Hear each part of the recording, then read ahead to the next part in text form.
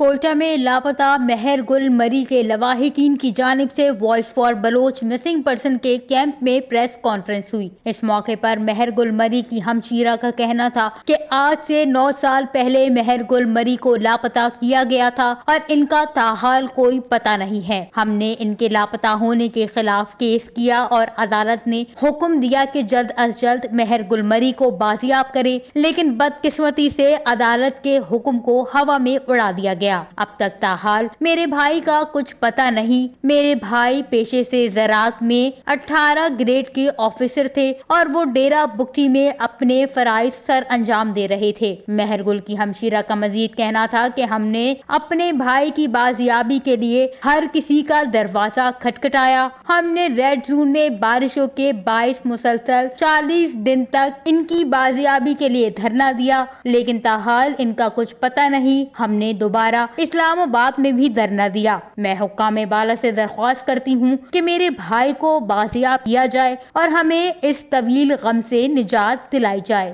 Wash news, Quetta, Balochistan.